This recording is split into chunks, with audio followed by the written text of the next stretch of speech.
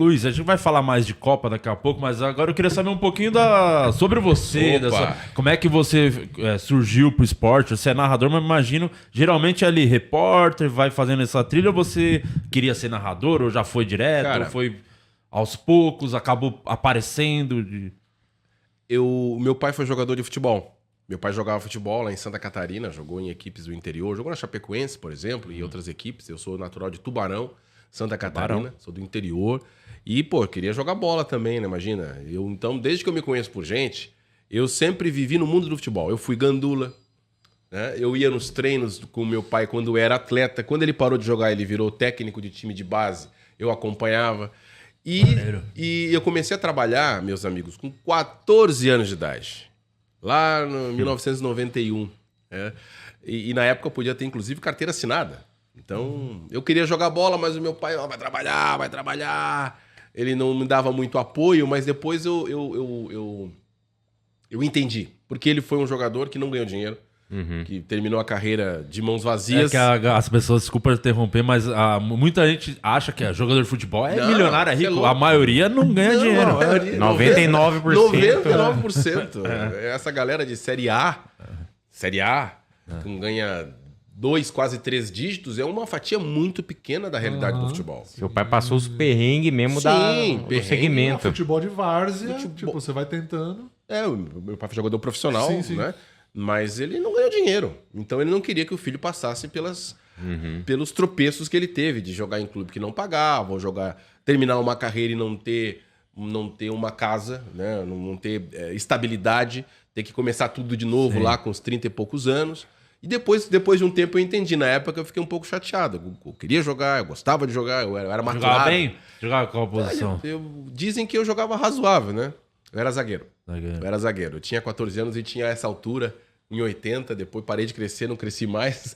Mas queria jogar. E com 14 anos eu fui trabalhar na Rádio Tubá de Tubarão, como operador, sonoplasta. Colocava comercial, música com disco ainda, com vinil, né? Com as músicas de vinil, com programa sertanejo, enfim, programa de notícias.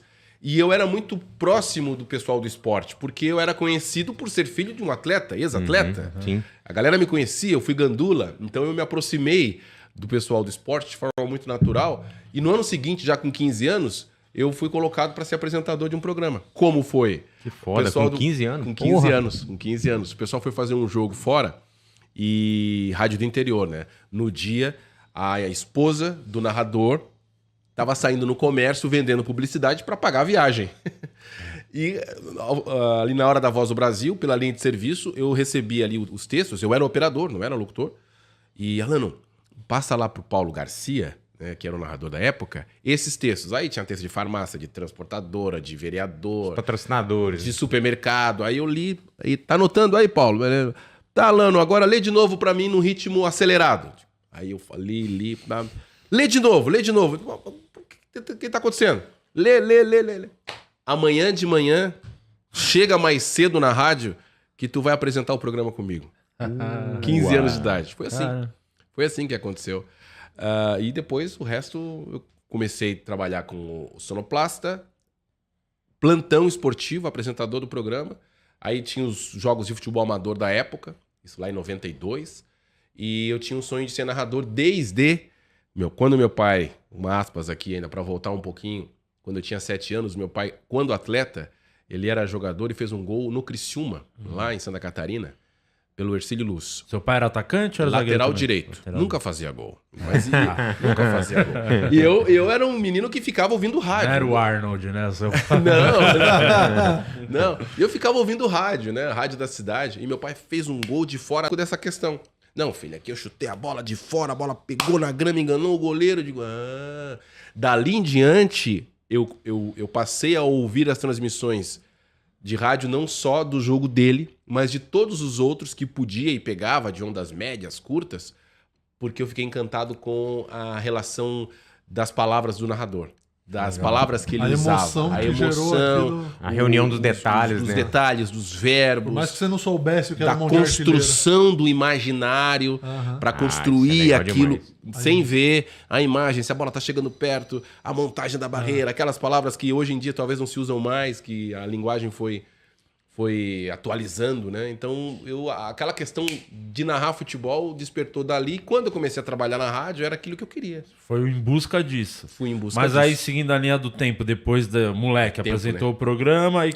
Comecei a apresentar programa, comecei a fazer reportagem em futebol amador.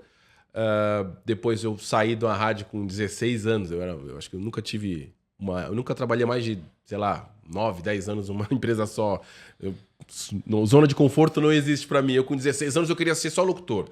Porque eu era apresentador de um programa junto com outro. Eu era repórter de futebol amador. Eu era plantão. Plantão é aquele que tem gol. Não? Hoje em dia praticamente não tem mais, né? Porque todo mundo sabe que tem gol pelo celular. Antigamente o narrador tava lá, tem gol. Gol aonde? Gol no Morumbi, gol do São Paulo e tal. E tudo contatos por telefone. Eu fui trabalhar numa rádio para ser locutor, depois eu voltei para ser repórter na cidade de Tubarão. E vamos pular para quando eu comecei a narrar, 1998. Na Copa do Mundo. Começou na Copa? Não, comecei na Copa vendo a Copa e narrando o jogo com gravador em casa. Ah, você narrava pra... Narrava... Quantos anos você? 98 você tava moleque ainda? 21. 21, moleque. 21 anos, eu tenho 46 hoje. Tinha casado naquela data com a Patrícia, que tá aí vendo, e 3 filhos de lá pra cá. E eu já era locutor, mas eu queria narrar futebol. Comecei a narrar, sabe esses 4 jogos que tem todos os dias? Eu narrava e me ouvia. Narrava, me ouvia. E eu consegui um espaço para começar a narrar na rádio, lá em Tubarão, futebol amador. E no ano seguinte eu recebi a oportunidade de começar a narrar profissional. Lá na Santa Catarina. Lá em Santa Catarina, em Tubarão. Depois eu fui pro Rio Grande do Sul, trabalhei em Caxias do Sul, convidado. Eu tinha poucos anos de experiência como narrador, assim, já fui pro Rio Grande do Sul, que é uma escola muito legal de narradores de rádio, narradores importantes. Eu fiquei 2 anos lá, aí eu voltei para Santa Catarina para trabalhar em Florianópolis em 2004. Sempre rádio aí?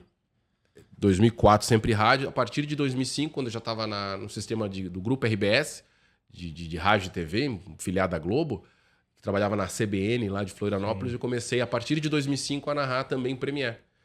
E a TV Com lá de Florianópolis. Então eu comecei narrando TV no ano de 2005. Sempre fazendo as duas coisas, rádio, TV. Dentro do Grupo RBS, em 2012 eu fui para Porto Alegre.